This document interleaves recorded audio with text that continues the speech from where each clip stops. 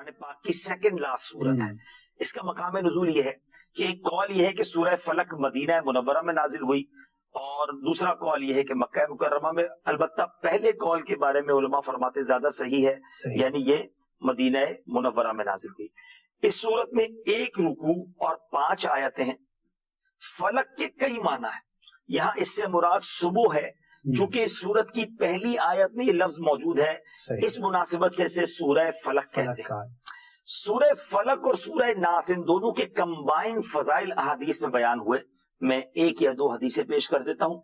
मुस्लिम शरीफ की हदीस है, हजरत उकबा बिन आमिर रदी अल्लाह तआला अन्हु से रिवायत है कि नबी पाक अलैहिस्सलाम ने इरशाद फरमाया, क्या तुमने नहीं देखा कि आज रात मुझ पर ऐसी आयतें नाजिल हुई हैं जिनकी मिसल नहीं देखी गई। वो आयतें कुल आऊज़ु बिरब्बिल फलक और कुल आऊज़ु बिरब्बिन नास, यानी ये दोनों सूरतों के बारे में नबी पाक अलैहिस्सलाम ने फरमाया। इसी तरह प्यारे आका अलैहिस्सलाम ने एक और जगह फरमाया, मैं तुम्हें वो कलिमात न बता दूं जो शरीर जिन्नात और नजर बद से अल्लाह ताला की पनाह तलब करने में सबसे अफजल है। उन्होंने अर्ज की सहाबा किराम ने कि हुजूर जरूर बताइए। तो आपने फरमाया वो कलिमात ये दोनों सूरतें हैं, कुल आऊज़ु बिरब्बिल फलक और कुल आऊज़ु बिरब्बिन नास। तो याद रहे कि जादू हक है, जादू हो सकता है, करने वाले गलत हैं, मगर जो लोग इनकार करते हैं वो दुरुस्त नहीं, क्योंकि इसका शान नुज़ूल ही ये है। सूरह फलक और सूरह नास इन दोनों का शान नुज़ूल ये है कि लबीद बिन आसम यहूदी और उसकी बेटियों ने नबी पाक अलैहिस्सलाम पर जादू किया। प्यारे आका अलैहिस्सलाम के जिस्म मुबारक और जाहिरी आज़ा पर इसका असर हुआ। अलबत्ता नबी पाक की अकल मुबारक और एतकाद पर किसी किस्म का असर ना हुआ। चंद दिनों के बाद जिब्रील अमीन अलैहिस्सलाम आए और उन्होंने अर्ज की कि एक यहूदी ने आप पर जादू किया है और जादू का कुछ सामान फुला कुएं में एक पत्थर के नीचे दबा हुआ है। नबी पाक अलैहिस्सलाम ने हजरत अली करमल्लाहु तआला वजहुल करीम को भेजा और उन्होंने कुएं का पानी निकालने के बाद पत्थर उठाया तो उसके नीचे से खजूर के दरख्त के नरम हिस्से से बनी हुई थैली बरामद हुई। प्यारे आका के मुंह मुबारक भी थे जो आका की कंगी मुबारक में रह चुके थे, और इसी तरह नबी पाक की कंगी के चंद दंदाने भी उसमें थे। एक डोरा या कमान का चिल्ला जिसमें 11 गिरहें थी और एक मोम का पुतला था जिसमें 11 सुइयां चिबोई हुई थी। यानी उस जमाने में भी जादू होता था और नबी पाक पर माअज़ल्लाह ये ख्याल करने की कोशिश की गई। ये सब सामान जब नबी पाक की बारगाह में हाजिर किया गया तो अल्लाह ताला ने ये दोनों सूरतें नाजिल फरमाई। 11 आयतें इसमें, आप जरा गौर से समझिएगा। सूरह फलक में 5, सूरह नास में 6, ये 11 ऑल टुगेदर आयतें नाजिल हुई और एक एक आयत पढ़ते जाते मेरे आका गिरें खुलती गई और जब सब गिरें खुल गई नबी पाक अलैहिस्सलाम बिल्कुल तंदुरुस्त हो गए। आज भी उलमा कहते हैं कि कोई शख्स सुबह घर से निकलते वक्त, रात को सोते वक्त अव्वल आखिर दुरूद पाक पढ़े, सूरह फलक और सूरह अल्हम्दुलिल्लाह अज़्ज़ व जल। बड़े ही खूबसूरत उन्वान पर आज का ये इज्तिमा, आज की ये महफिल सजाई गई है। उर्से सैयदी आला हजरत और इस्तकबाले रबीउन नूर। रबीउल अव्वल की क्या बात है कि अभी वो महीना आया नहीं है और उसके इस्तकबाल की तैयारियां हो रही हैं। आशिकाने रसूल के दिल की कलियां खिल जाती हैं कि जिनके सबब ये कायनात बनाई गई है। नबी पाक अलैहिस्सलाम वजह तख्लीक़े कायनात हैं, reason of the whole creation. हम सब इस दुनिया में आए हैं, ये सदका है जनाब रसूलुल्लाह अलैहिस्सलाम का। हदीस पाक में हदीस कुदसी है, अल्लाह फरमाता है लौला कलमा खलक़तुल अफलाक, ए महबूब अगर तुम्हें न बनाता तो ये आसमान ही न बनाता। ये सूरज, चांद, सितारे, ये ज़मीन व आसमान सब बनाए गए हुजूर के वास्ते। हम दुनिया में आए हैं, ये दुनिया की जो रंगीनियां हैं ये नबी पाक का सदका है, तो फिर क्यों ना उनके मिलाद को शानदार तरीके से बनाया जाए। और उन्हीं वजह तख्लीक़े कायनात सरकार दो आलम अलैहिस्सलाम के मीलाद के मुबारक महीने के इस्तकबाल के सिलसिले में ये महफिल सजाई गई। अल्लाह हम सब का जमा होना, हमारी हाजिरी को अपनी बारगाह में कबूल फरमाए और आज के इस इज्तिमा की बरकतें हम सबको नसीब फरमाए। दुरूद पाक पढ़ने के बेशुमार फजाइल व बरक़ात। जितना हो सके दुरूद पाक पढ़ते रहा करें। ये दुरूद पाक हमें दुनिया में भी इंशाअल्लाह काम आएगा और आखिरत में भी काम आएगा। बहुत सारे लोग मैसेज करते हैं, पैगाम देते हैं। अभी भी मुफ्ती साहब तशरीफ लाए थे, अल्लामा साहब अल्लाह इनको सेहत दे। कुछ बीमार होते हैं, कुछ परेशान होते हैं। सॉल्यूशन क्या है, हल क्या है? सरकार दो आलम सल्लल्लाहु अलैहि वसल्लम फरमाते हैं, जिसका मजमून है कि जो शख्स मुसीबतों और परेशानियों में घिरा हुआ हो, हैं, जो मुसीबतों और परेशानियों में हो, उसे चाहिए कि मुझ पर कसरत से दुरूद पढ़े कि दुरूद पाक मुसीबतों और परेशानियों को ले जाता है। आज जिस मौजू पर मैंने बात करनी है वो एक ऐसा टॉपिक है जिसमें ऐसा लगता है कि हर कोई उसकी तलाश में है, मगर मेजॉरिटी, अक्सरियत उस चीज को तलाश कहीं और कर रही है। और वो क्या है?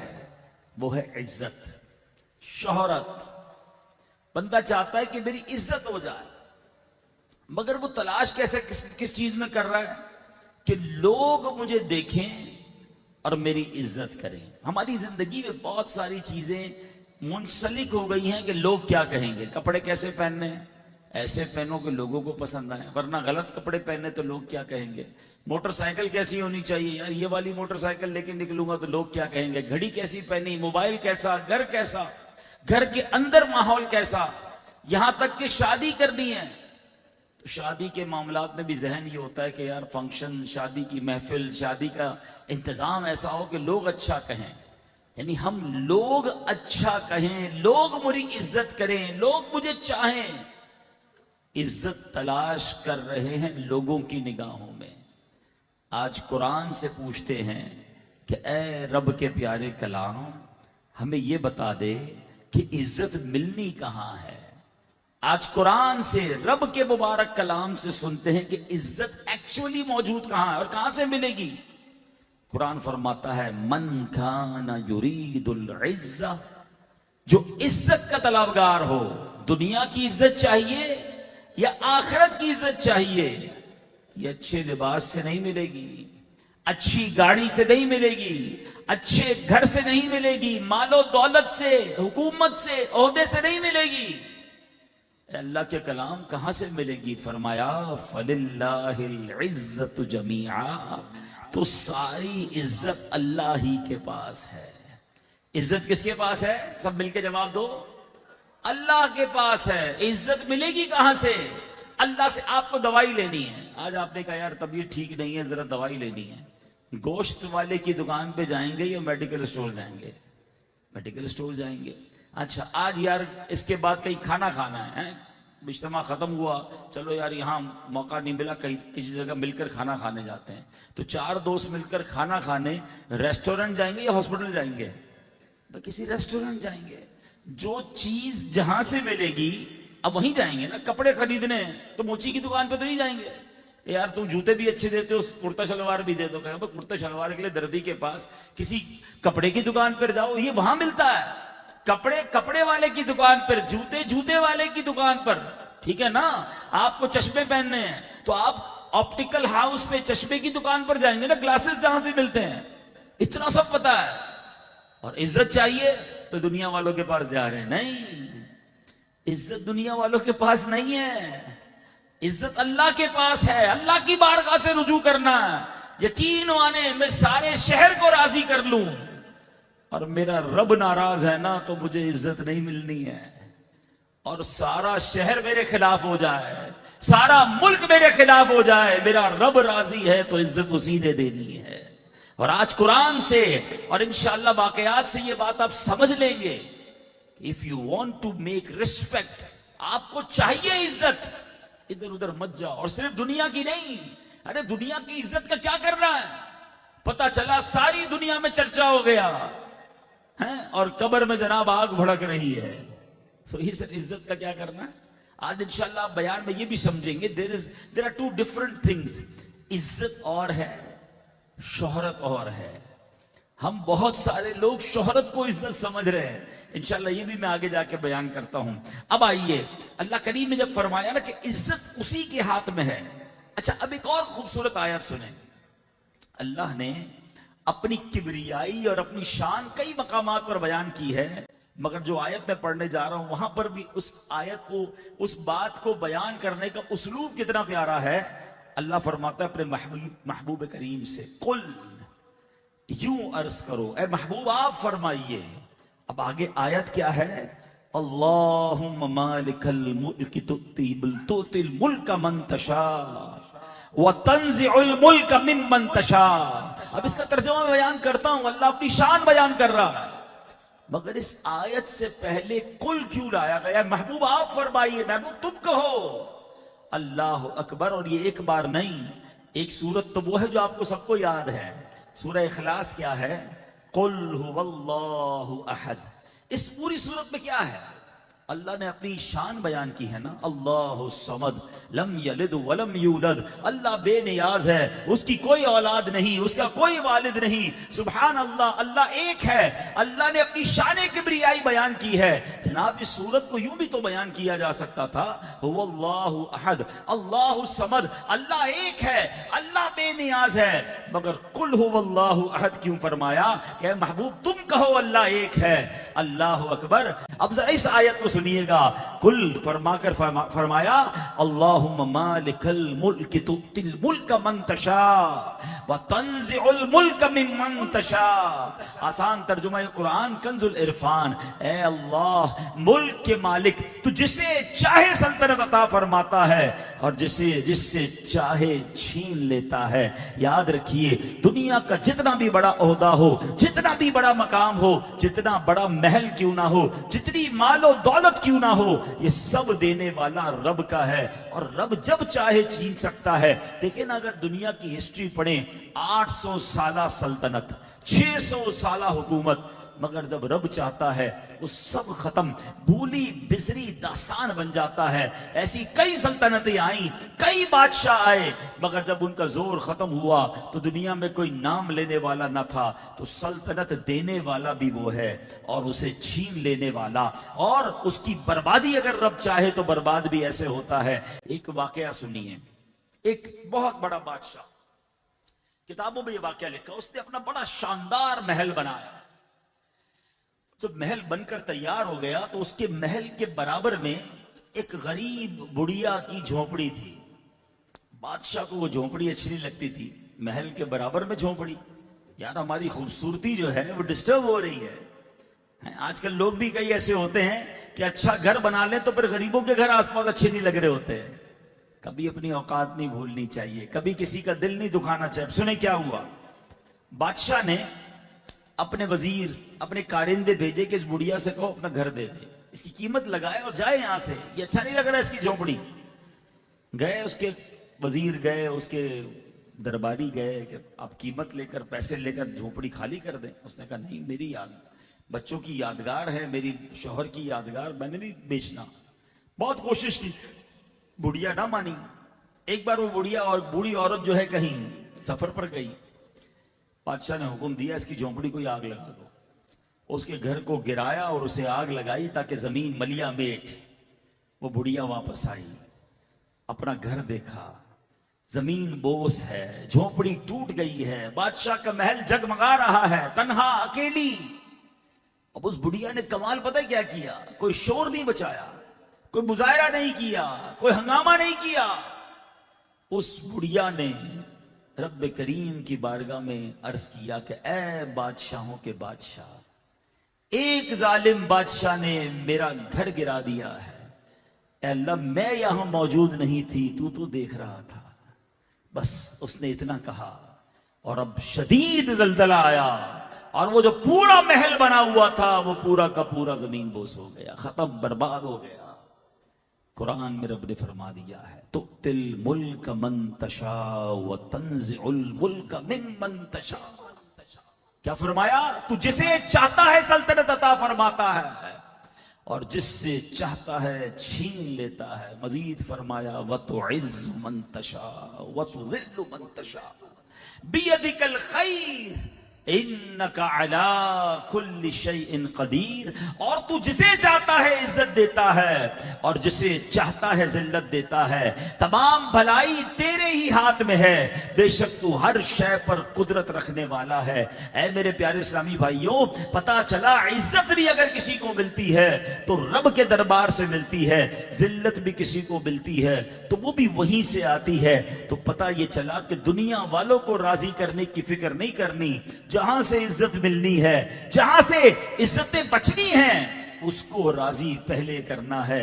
अब जरा इस वाक़े पर गौर कीजिए कि आज लोग जुल्म करते हुए सोचते नहीं हैं कि जनाब मेरा कोई क्या बिगाड़ लेगा, मेरे साथ तो गार्ड्स हैं, मेरे साथ तो बड़ा जनाब कर्रो फर है। कोई किसी की जमीन पे कब्जा कर रहा है, कोई किसी की माल पे कब्जा कर रहा है, कोई बेचारे किसी गरीब की तनख्वाह वाले दिन उसकी नौकरी के पैसे छीन रहा है, कोई चोरी कर रहा है, कोई डकैती कर रहा है, और वो सोचता है कि मेरा कौन बिगाड़ेगा। जनाब यहां तो पुलिस भी बिक जाती है, अपने पास असला है, अपने पास जनाब बहुत सारा मामला है, हमारा कोई नहीं बिगाड़ सकता। अल्लाह अकबर, याद रखो शायद दुनिया में आपका कोई ना बिगाड़ सके तो ये मत समझना कि बिगड़ कुछ नहीं सकता। अल्लाह की बारगाह में अगर मजलूम फरियाद करता है ना तो फिर जालिम के बर्बाद होने में देर नहीं लगती है। हाँ, बेशक कमजोर आदमी आपका बज़ाहिर कुछ नहीं बिगाड़ सकेगा। मैंने कई बार बयान में ये जुमला कहा कि पंजाब के लोगों ने एक बात मुझे सिखाई कि वो कहते हैं मजबूत आदमी से मत डरो, माड़े आदमी से डरो। मजबूत किसको? स्ट्रांग, ताकतवर, ताल्लुकात। माड़ा कौन होता है? कमजोर। मुझे पहली बार जब ये जुमला सुना तो कुछ समझ नहीं आया। मैंने कहा what is the meaning of माड़ा किसको कहते हैं? हम तो उर्दू बोलने वाले, बोले माड़े का मतलब कमजोर को कहते हैं। तो मैंने कहा कमजोर से क्यों डरे? कमजोर बिगाड़ता कुछ नहीं है, कमजोर अल्लाह की बारगाह में फरियाद कर देता है, और जब उसकी फरियाद वहां जाती है ना तो फिर जालिम बर्बाद हो जाता है। भाई मजबूत आदमी तो खुद बदला ले लेगा ना आपसे, कमजोर बदला नहीं ले सकेगा, मगर वो रिक्वेस्ट जमा करवा देगा। हाँ, फिर जब वहां से उसका यूं समझे कि रब अज़्ज़ वजल का निजाम जब चलता है ना, फिर जालिम तो जिस तरह उसकी रस्सी खींची जाती है सब बर्बाद हो जाता है। जिंदगी का एक उसूल याद रख लें प्यारे इस्लामी भाई, जब भी जिंदगी में आपको फील होना कि यार चलती गाड़ी खराब हो रही है, सेहत बिल्कुल ठीक थी, अचानक सेहत गड़बड़ हो रही है, फैमिली बिल्कुल खुशहाल थी, फैमिली में झगड़े शुरू हो गए हैं, कारोबार ठीक जा रहा था, कारोबार में नुकसान शुरू, ये सब चीजें बिगड़ क्यों रही हैं? पहले ये चेक कर लो किसी का दिल तो नहीं दुखा दिया, किसी पर ज्यादती तो नहीं कर दी, किसी पर जुल्म तो नहीं कर दिया। हाँ, हमें अपने मुसलमान भाई बहनों का पहले ख्याल रखना है। बंदा कहता है यार अपने दोस्त राजी, बाकी सबका बेड़ा गर्क हो जाए, नहीं, कोई भी नाराज नहीं होना चाहिए, किसी का दिल ना दुखाए। वरना अल्लाह की बारगाह में आपने सुन लिया कि वो जिसे चाहे सल्तनत दे, जिससे चाहे वापस ले ले। बड़े बड़े मशहूर लोगों को एक दिन में जलील होते देखा, मुंह दिखाने जैसे ना रहे, मुल्क छोड़ना पड़ा। अल्लाह हम सबको ज़वाले नेमत से बचाए। कभी इस पर नाज नहीं करना है। और मैंने शुरू में बयान में कहा था कि आज मैं आपको यह भी बताऊंगा कि there are two different things. शोहरत और इज्जत अलग अलग है। हमारे कुछ नौजवान शोहरत को इज्जत समझ बैठे हैं, शोहरत के चक्कर में कहां जा रहे हैं? आजकल सोशल मीडिया का दौर है, हर किसी को यूट्यूबर बनना है, हर किसी को टिकटॉकर बनना है, बल्कि आजकल तो अपने तारुफ ये कहकर करवा रहे होते मेरे इतने मिलियन व्यूज हैं, मेरे इतने हजार जनाब फॉलोवर है, तुम्हारे कितने हैं? पहले गाड़ियां चेक करते थे, फॉलोवर और सब्सक्राइबर चेक कर रहे हैं। अल्लाह अकबर। और जिसके ज्यादा फॉलोवर, जिसके ज्यादा सब्सक्राइबर, कहते लगता है ये ज्यादा मशहूर है। मशहूर तो है मगर इज्जत वाला है कि नहीं है, ये चेक करना है।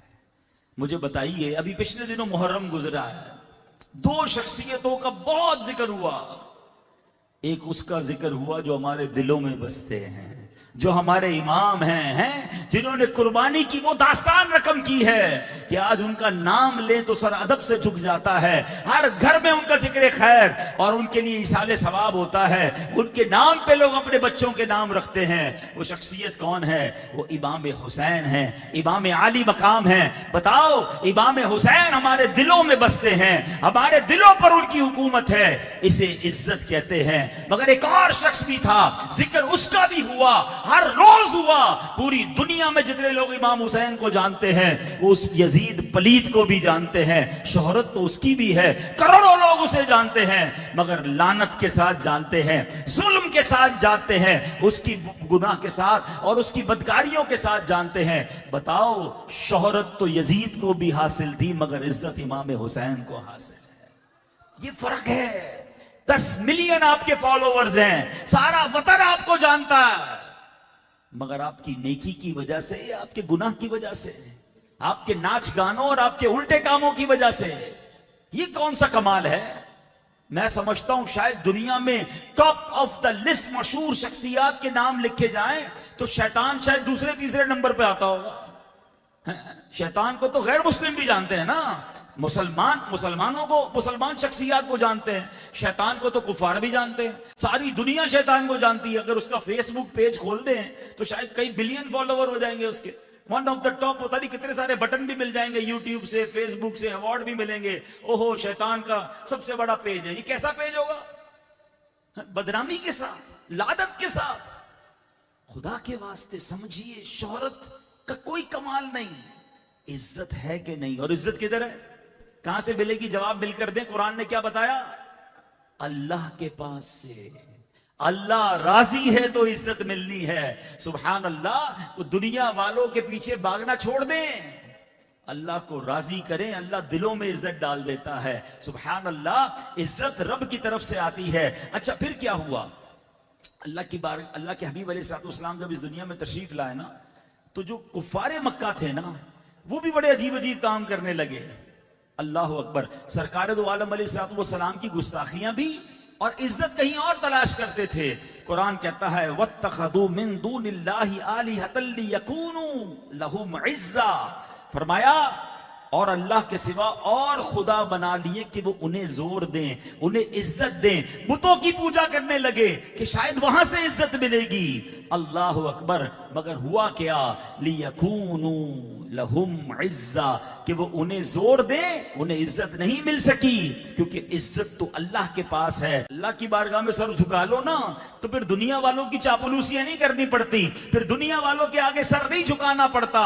सुभान अल्लाह। अब सुभान अल्लाह, ये बात करूं तो मुझे आला हजरत याद आ जाते हैं, बरेली के ताजदार इमाम अहले सुन्नत को भी कुछ लोगों ने अप्रोच किया था कि हुजूर, एक बहुत बड़ा नवाब है, बरेली शरीफ के करीब ही एक छोटा सा गांव है, रियासत का नाम है नानपारा। हुजूर, बड़ा नवाब है, बड़े बड़े शायर उसकी शान में कसीदे लिखते हैं, आप भी एक कसीदा लिख दे, आपका कलम बहुत अच्छा है, कलाम बड़ा अच्छा लिखते हैं। हुजूर, आप कलाम लिखेंगे, नवाब खुश हो जाएगा, आपको तोहफा मिलेगा, आपके को रुके हुए काम भी बन जाएंगे। आला हजरत ने कलम उठाया। हो सकता है उस जमाने के लोगों ने समझा हो कि कमाल का कसीदा आने वाला है, और वल्लाही कमाल का कसीदा ही आया, मगर किसी नवाब की शान में नहीं। मेरे रजा ने लिखा तो अपने हुजूर की शान में लिखा। उलमा बैठे हैं, ये तो ऐसा कलाम है कि एक एक शेर पर पूरी पूरी समझिए कि बयान किया जा सकता है। जरा पहले शेर की खुश जो है वो खूबसूरती समझिए कि हुजूर के हुस्न का कमाल ये है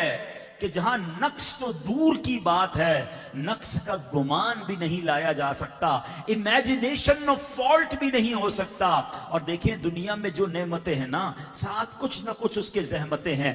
कैंडल, जो जिसको शमा कहते हैं, मोमबत्ती बहुत प्यारी लगती है, आप जलाएं तो मजा आता है, मगर उसमें एक जहमत यह है कि जब धुआं निकलता है ना, तो कभी कभी वो दीवार को काला कर देती है। धुएं में मजा नहीं आता, अलबत्ता मोमबत्ती में बड़ा मजा आता है। गुलाब जब भी उठाएं कमाल का मजा देता है, मगर साथ कोई ना कोई कांटा भी लगा होता है। मेरे रजा कहते हैं, आका वो नेमत है जिसके साथ कोई जहमत नहीं है कि मैं मालदारों की मधा सराई करूं। ऐ मेरे प्यारे इस्लामी भाइयों, ये बात याद याद रखिएगा, यार जरा इससे ताल्लुक बना लूं थोड़ी इज्जत बन जाएगी, ये मशहूर आदमी है इसके साथ सेल्फी बना लूं थोड़ी इज्जत बन जाएगी, यार ये बंदा मेरे बच्चे की शादी में आ गया ना तो इज्जत बन जाएगी, अच्छा जनाब ये बंदा जो है ना ये मेरे करीब आ गया तो मेरा काम हो जाएगा। नहीं, ये सोच ही छोड़ दीजिए। मेरा रब मुझसे राजी हो गया ना, है जिससे रब राजी उससे सब राजी। जिंदगी का फार्मूला ये बना लो, हम सबको राजी करने के चक्कर में अपने रब को नाराज कर बैठते हैं। इसको उल्टा कर लो, बल्कि सच्ची बात है सीधा कर लो, उल्टा किया हुआ है। जिससे रब राजी उससे सब राजी। और देखो मेरे आका अलैहि सलाम से रब राजी था, सारे कुफ्फार ने कोशिश की मगर सुभान अल्लाह मिट गए, वही धूम है उनकी माशाअल्लाह मिट गए। आप मिटाने वाले उतबा शैबा ये बड़े बड़े सरदार, अबू जहल अबू लहब ये जनाब बुतों की पूजा करते थे, नबी पाक की गुस्ताखियां करते थे, हुजूर पर जुल्मों से दम ढाते थे। कौन है उनका नाम लेने वाला? मगर धूम किसकी है, मीराद किसका मनाया जा रहा है, जिक्र किसका किया जा रहा है, वही धूम है उनकी माशाअल्लाह। किताबों में लिखा अबू लहब जो प्यारे आका अलैहिस्सलाम की गुस्ताखियां किया करता, नबी पाक के जिस्म अक़दस पर पत्थर बरसाया करता, उसका आखिरी वक्त कैसे आया? बड़ी बुरी बीमारी लगी, इतनी सख्त बीमारी लगी, उसके जिस्म से इतनी बदबू उठती थी कि उसी बीमारी के मामले में एड़ियां रगड़ रगड़ कर मर गया। उसके सगे बेटे उसके करीब ना आ पाते थे, कई दिन तक उसकी लाश यूं ही सड़ती रही। आखिर जब बदबू फैलने लगी तो लोगों के तानों के डर से एक घड़ा खोदा गया, लाश दबाई गई और उस पर पत्थर डाल दिए गए। ये गुस्ताखियां करने वाले, ये माद अल्लाह खाके बनाने वाले, ये मेरे आका की शान को घटाने की कोशिश करने वाले कभी कामयाब नहीं होंगे। अल्लाह और उसके हबीब जिससे राजी उससे उसका रब राजी। रिवायतों में आता है ये अल्लाह वालों की जो दिलों में मोहब्बत है ना, जो दिलों में इज्जत है, ये ऐसे ही नहीं होती। अल्लाह अकबर, अल्लाह पाक जिससे मोहब्बत फरमाता है, जिससे राजी होता है, पहले आसमान के फरिश्तों को फरमाता है कि ऐ मेरे फरिश्तों मैं इस बंदे से मोहब्बत करता हूं, तुम भी इससे मोहब्बत करो। फिर जमीन वालों के दिलों में मोहब्बत डाली जाती है। मैंने कहा ना इज्जत और है शोहरत और है। शोहरत तो कारून की भी है, शोहरत तो फिरौन की भी है, शोहरत हामान की भी है, और शोहरत मेरे गरीब नवाज की भी है। इज्जत मेरे गरीब नवाज की है, इज्जत दाता हुजूर की है, इज्जत हमारे दिलों में बाबा फरीद की है। अरे सुभान अल्लाह, हम कभी अजमेर, हम में से बहुत से लोग गए नहीं, ख्वाजा गरीब नवाज हमारे रिश्तेदार भी नहीं है, मगर पूछो किसी से कि हिंदुस्तान जाने का मौका मिले तो कहां जाना है, तो आशिक औलिया तड़प कर कहेगा मुझे अजमेर जाना है। लाहौर में कराची वालों के कभी रिश्तेदार नहीं होते, बहुत कम लोगों के होंगे, मगर पूछो कभी लाहौर जाना है तो कहां जाना है, कहेगा लाहौर जाना है तो दाता साहब के पास जाना है। दिल क्यों खिंच रहा है औलिया किराम की तरफ? क्योंकि अल्लाह से वो राजी है, अल्लाह उनसे राजी है। इसको कहते हैं इज्जत, और अल्लाह ये दिलों में मोहब्बत डालता है। तो ऐ मेरे प्यारे इस्लामी भाइयों, और सुभान अल्लाह एक बड़ा इस्लाम का खूबसूरत वाकया जिसमें पता चलता है कि किस तरह अल्लाह के हबीब अलैहिस्सलाम अपने गुलामों को इज्जत दिया करते, और इस्लाम इज्जत किसे देता है? फतेह मक्के का मौका है, काबा शरीफ की चाबियां मुसलमानों को मिल गई हैं, काबे में बुत थे वो निकाल दिए गए हैं। बड़ा खूबसूरत मंजर है। नबी पाक अलैहिस्सलाम का चेहरा भी खुशी से दमक रहा है, क्योंकि ये वही काबा था जहां अजान देने पर मारते थे, जहां नमाज पढ़ने पर मारते थे। माज़ अल्लाह काबे का नंगा तवाफ किया जाता था।